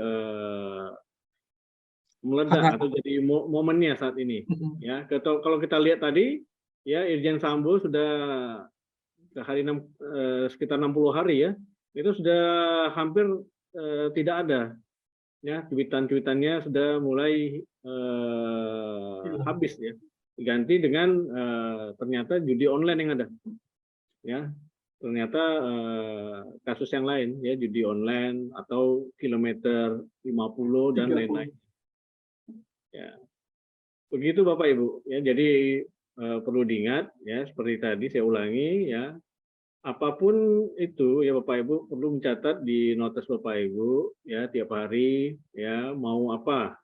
Ya, sekarang kita sudah ada alatnya nih, alat untuk kualitatif ini ada alatnya namanya Atlas nih. Ya, itu sangat membantu kita dalam memvisualisasikan data, ya, memvisualisasikan data ya. Data itu kita catat ya. Ya. Apa yang mau kita cari itu kita catat ya. Ya. Kemudian bisa kita search dengan import Google ya. Kita coba ya, kita ganti-ganti kata kuncinya. Baik gunakan hashtag, menggunakan ad atau tidak menggunakan apa saja. Ya, atau kita gunakan parameter dan atau or dan lainnya. Begitu Pak Widyo ya. Satu lagi Pak Teguh. Yap. Dengan demikian, dengan keterbatasan Twitter yang hanya 7 hari, misalnya saya tertarik dengan komunikasi politik. Kemudian saya setiap, ya katakanlah, searching keyword yang berkaitan dengan komunikasi politik, kemudian saya bisa, kemudian kita simpan ini ya, yang sudah kita buat seperti ini ya Pak Teguh ya. Betul.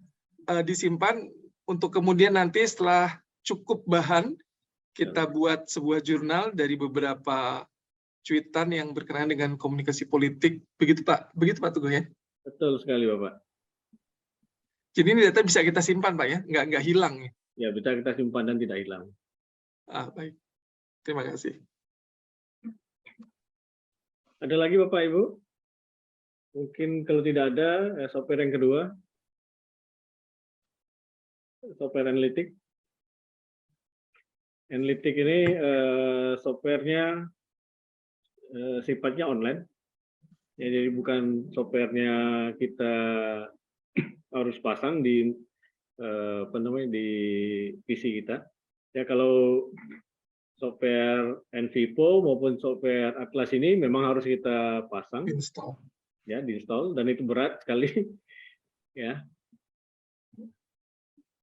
Oke, saya masuk ke yang kedua.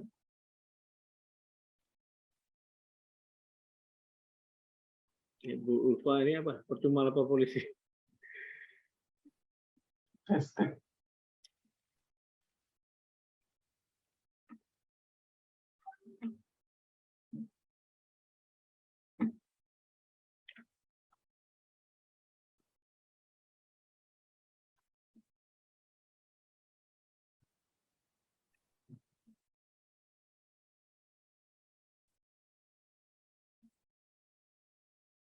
Oke, inilah software kedua Bapak Ibu, yaitu software untuk kuantitatifnya.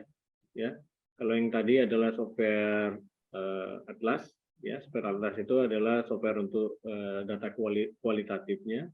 Kali ini akan kita lihat ya bagaimana software kuantitatifnya. Ya. Jadi Bapak Ibu bisa register di sini. Ya, ini kebetulan sudah saya register di sini. Ya. Saya tinggal log on saja. Ya, di sini pun sudah ada data-data dari saya, ya, nanti bisa dilihat. Ya, kalau Bapak Ibu baru meregister, ya, Bapak Ibu baru meregister, Bapak Ibu itu ya Ini obat kan, Bun? akan memperoleh ini disebut juga dengan tier 1 Bapak Ibu. Ya, tier 1 ini ya dataset yang bisa kita ambil adalah 3 buah. Ya, datasetnya 3 buah. Dan maksimum recordnya atau dataset dari Twitter yang bisa kita ambil adalah sebanyak 2.500 tweet. Ya, cukup banyak juga sebenarnya. Ya. Sedangkan setelah nanti kita gunakan ya, sekali atau 2 kali bisa kita upgrade ya, kita upgrade ke tier 2 Bapak Ibu. Ya, tier 2 ini ya lebih banyak dataset yang kita bisa kumpulkan. Ya, dataset yang kita kumpulkan ini adalah sebanyak 5 dataset. Ya, 5 dataset kebanding yang tier pertama ya. Tier pertama itu hanya 3 dataset Bapak. Dan maksimum record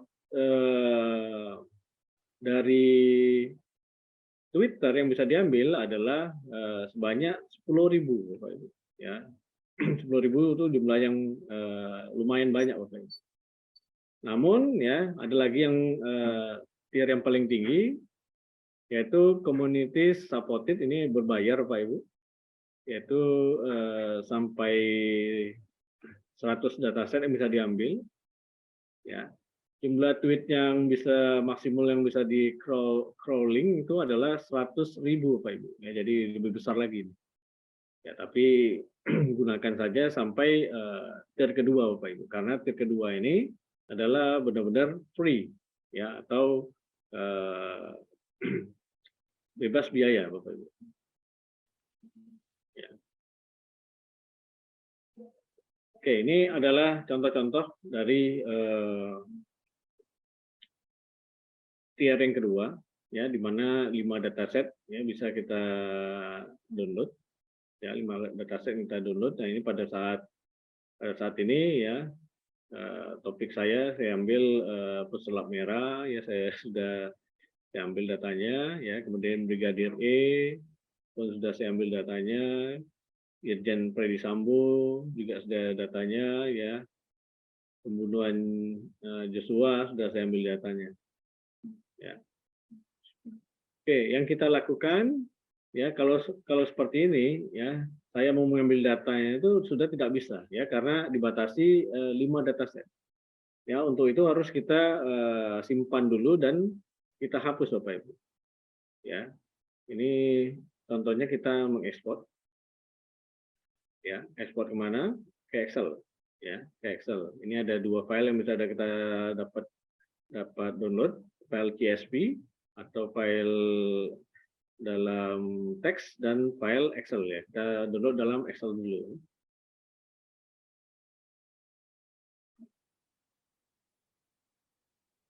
Oke, sudah kita download ya.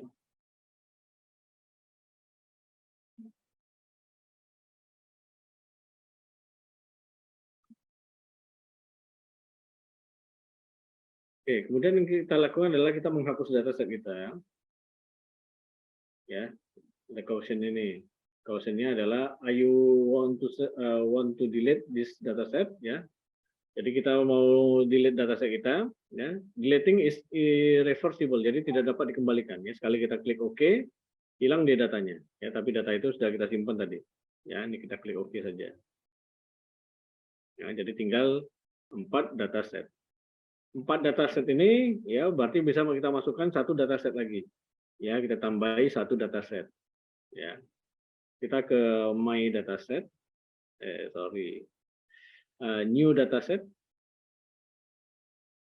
Ya. Ini yang mau kita dataset name. Ya. Ibu PC ya. Ini ada tak namanya ini.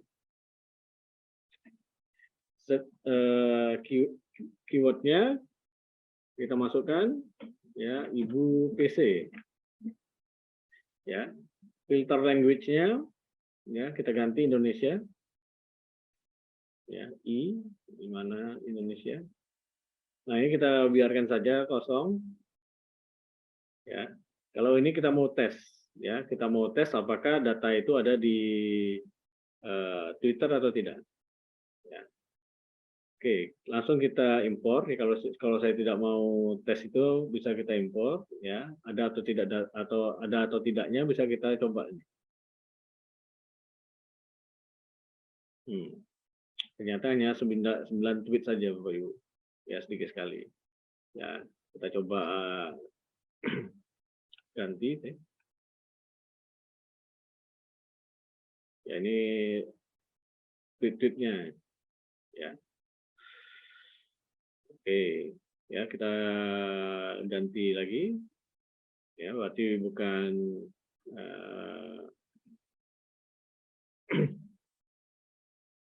kita coba cari yang sama ya, judi online lagi ya. Judi online. Judi online 303 ya. Kita masukkan keywordnya juga sama. Ya, Twitternya bahasa Indonesia.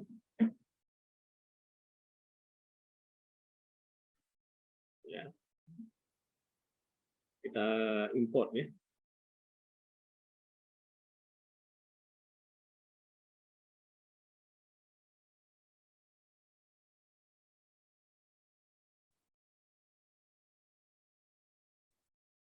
Datanya tak ada ya.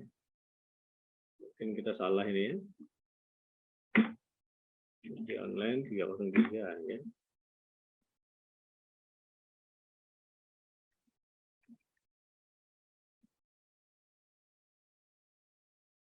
Keluar ya, ya biasa seperti itu.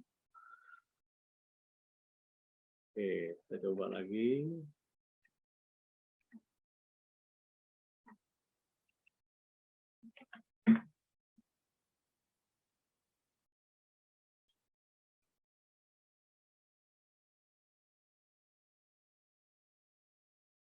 Oke.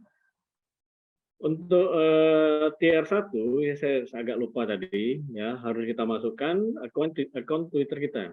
Ya, ini sudah di-linkkan dengan akun Twitter saya ya, Teguh I Santoso ya. Dengan kita melinkkan akun Twitter kita, maka baru bisa dipakai untuk pencarian data. Ya, Bapak Ibu ya. Jadi kita coba ya. Jadi 303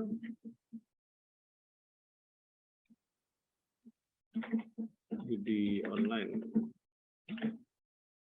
303 Indonesia.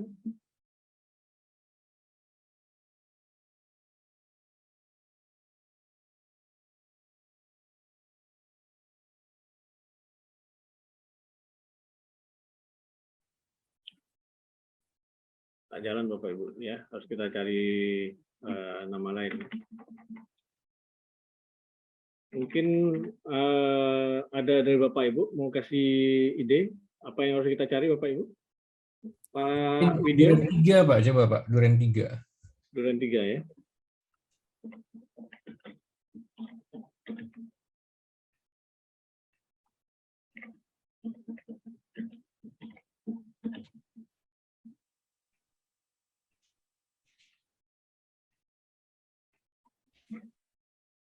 Kamu jalan lagi. Oke, sorry. Nah. Oke, di sini ya saya terangkan dulu ya. Selain data Twitter, bisa diambil juga data dari YouTube Bapak Ibu. Ya, dari Google Sheet, ya, dari text file, dari RSS dan dari Regedit. Ya, itu adalah ada berapa? Ada 6 ini. Ada Twitter, ada YouTube, Google Sheet, text, RSS dan Regedit. Nah, di yang brand 24 ya, brand 224 itu hampir semua media online ya atau sosial media ya, baik Twitter, Facebook ya atau TikTok dia bisa juga. Ya, tapi itu berbayar ya. Kalau ini yang free ini hanya ada beberapa ya, Twitter, YouTube, Google Sheet, text file, RSS dan Regedit yang bisa diambil. Oke, kita yang pertama tadi ya. Saya coba lihatkan Bapak Ibu ya.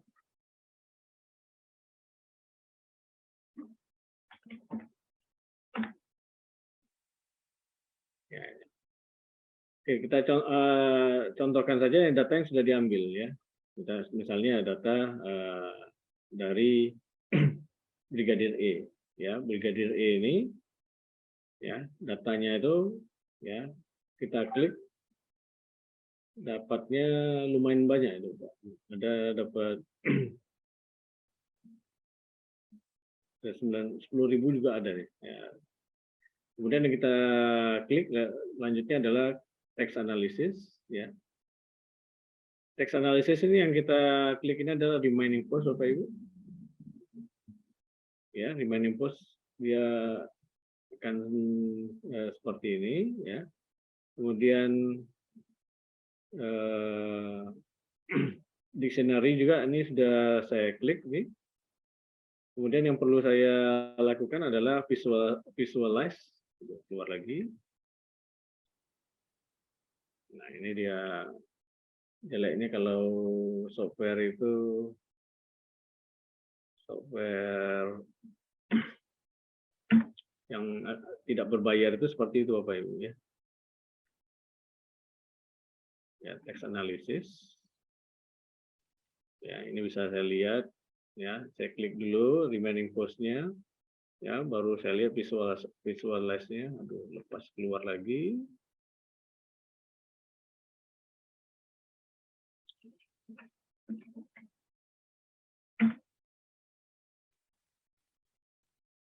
Nah, coba data yang ini. Ya, text analysis. Kemudian ini sudah saya klik ini. Visualize-nya ini keluar lagi.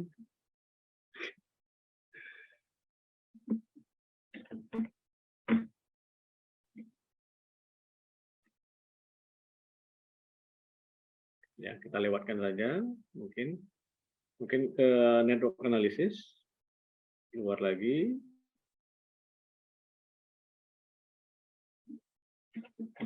Ada gangguan mungkin ya.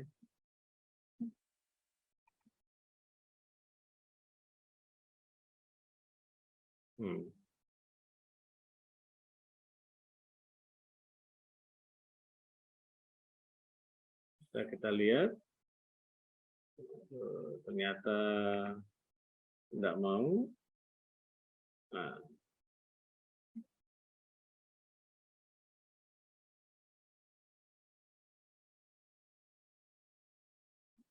ada satu step di sini Bapak Ibu, ya satu step ini kebetulan datanya sudah saya klik, ya. Ini dicawang-cawang aja, ya. Di sini ada beberapa pilihan, cawang-cawang aja semuanya, ya. Kemudian kita klik, akan seperti ini Bapak Ibu, ya.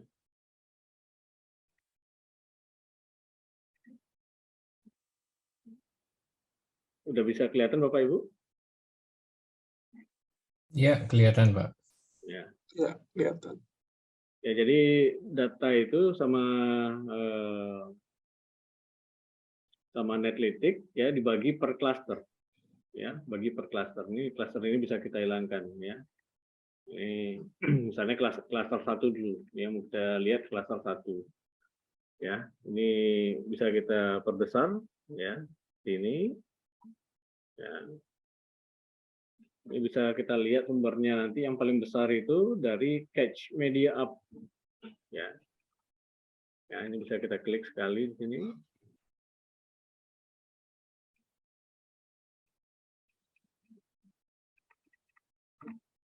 Ternyata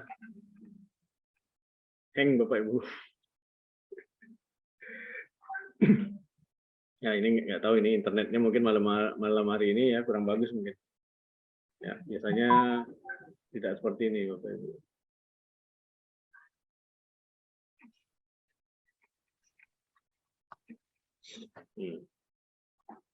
Ya ini sudah tampil datanya dari Catch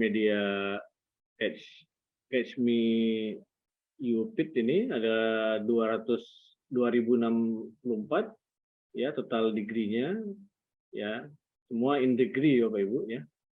Ini kita bisa lihat ini kalau tidak ini kebetulan hang nih kayaknya. Ya, tak mau datanya tak mau dilihat ya. Ya, ya sekali jalan seperti ini ya. Ini apa yang dia tweet di sini. Here, your full update kasus kematian Brigadir J di rumah Irjen Polisi Sambo. Ya, udah mau 3 minggu belum ada tersangka, saudara-saudara. Ya. Kayaknya tweetan yang sama. Ya. Ya, di 2064 tadi isinya sama semua Pak Ibu. Ya, makanya dia yang paling besar itu ya. Ya, Catch Me Up ini. Ya. Yang dibandingkan sama tweet yang lain dia sebagai sumbernya di sini ya. Ya, sebagai core-nya ini. Ya. Ya, kita kembali. Kemudian kita lihat ya.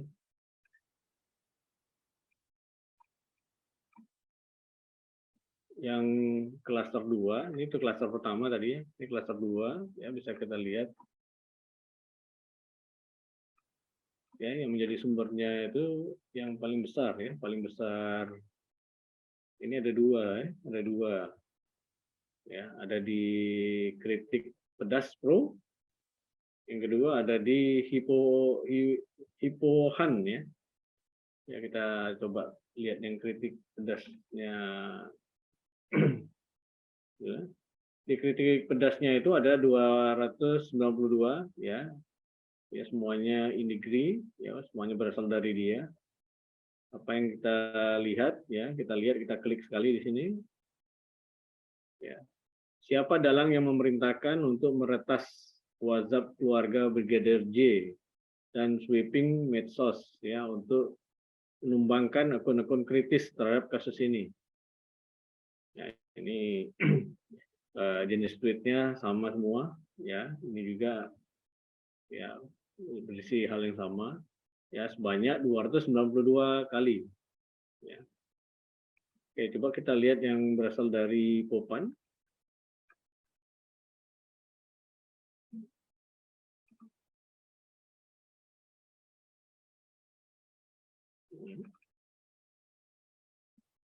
Ya, Popan ini lebih banyak ya dari dia. Ya, tadi 292 kali ini 384 ya. Kita lihat apa yang ditweetkan dia ya. 3 buah HP Brigadir J lenyap ya, sementara HP milik kekasih J Vera Simanjuntak juga disita polisi ya. Kalau tidak terdengar HP Sambo, HP Sri Sambo, HP Baradae dan HP Kapolres Jakarta Selatan, HP Karo Paminal Hendra disita polisi. Jadi itu sebanyak 384 kali ya, berasal dari cuitan dia. Ya, ini kalau kita melihat klaster yang kedua. Ya. Kalau kita lihat klaster yang ketiga, ya kita kecilkan dulu. Ya di sini ada 3 ya, ada 4 ya, 1, 2, 3, 4, 5 ya, 1, 2, 3, 4 ya, 4. Ada 4 centralized ini.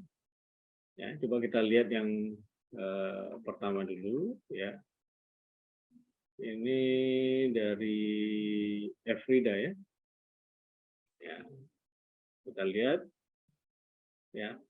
Ada total in degree-nya 235, out degree-nya ada 7 ya. Kita lihat apa yang di tweet-nya dia. Ya, Brigadir Yosua masih utuh ketika petinya dibuka kembali. Semoga segala sesuatu yang terbaik untuk membuka teka-teki ya. Ini yang berasal dari Afrida, itu sama, mestinya sama semua ya. Oke, kemudian kita lihat dari sini ini nggak ada ya, ini nggak ada centralized ya.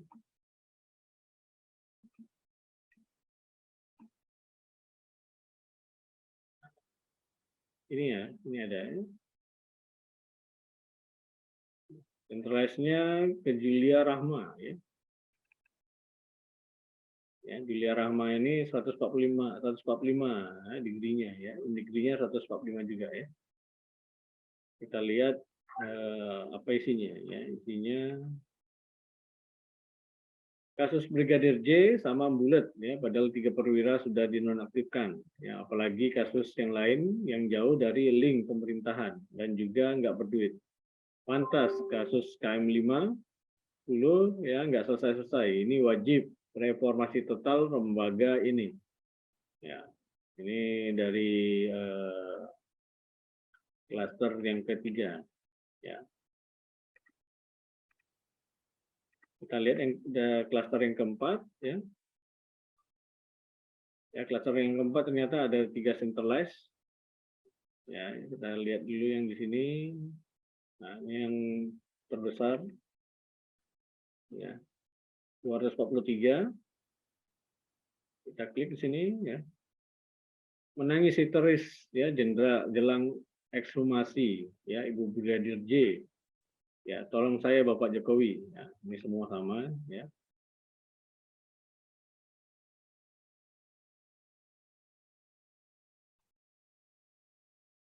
Kita lihat centralized-nya di mana.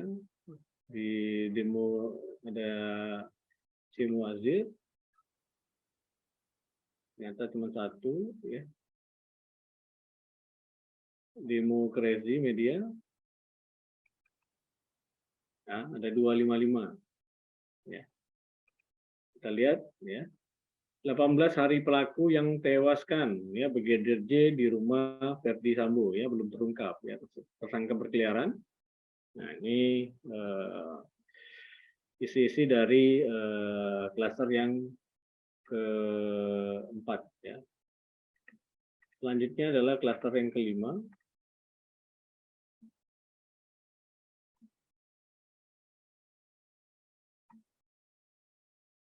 Ada 1, ada 2, ada 3, ada 4, ya. Ya, kita lihat dulu yang cuman sedikit, cuman 57, ya, kita lihat. Ternyata pengacara keluarga Brigadir J tidak dibayar dan menanggung transportasi dari Jambi ke Jakarta. Warga Batak memberikan dukungan dan mengirimkan uang 50 juta ke pengacara, ya, orang-orang baik. Nah, berbicara masalah pengacaranya. Ya, kita buka lagi yang Julia. Julia ini hanya 78. Jenazah Brigadir J dimakamkan secara kedinasan, ya. Selamat jalan Brigadir J Huta Barat, ya, damai di surga, ya. Tuhanlah yang akan memberikan pembelaanmu, ya. Semoga keluarga diberikan ketabahan, amin, ya. Ini yang selanjutnya. Selanjutnya kita lihat Divisi Humas Polri, apa yang dikatakan Divisi Humas Polri, ya. Ini mestinya yang baik-baik saja.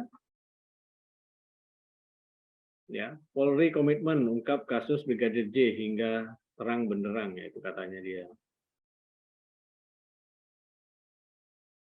Ini sudah tadi, ya. Ini sudah. Nah, ini belum dilihat. Ya. Ibu Brigadir J histeris, teriak nama Sri Verdi Sambo. Ya Allah, sedih banget, ya, lihatnya seorang ibu yang sedang meratap berharap keadilan untuk anaknya, ya. Tetaplah berjuang Ibu Rosti, ya, untuk membongkar kasus ini. Ya, itu dari klaster yang kelima, ya. Selanjutnya adalah klaster others, ya. Others ini kecil-kecil Bapak Ibu, ya, kecil menyebar dia, ya, menyebar tak beraturan, ya. Sedangkan statistik propertiesnya, ya, ini bisa kita klik di sini, pencet di sini, ya. Apa itu yang desentralisasi, ya, apa itu density, apa itu reciprocity, apa itu modularity, apa itu diameter, ya, bisa kita baca di sini, ya, di masing-masing definisi ini, ya, masing-masing statistiknya.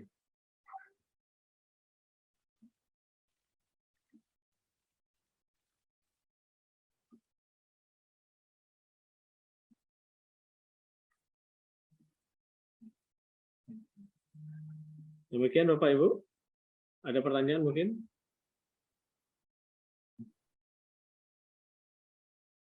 Monggo, Bapak Ibu. Mungkin ada yang bertanya. Tidak terasa nih Pak Teguh waktunya.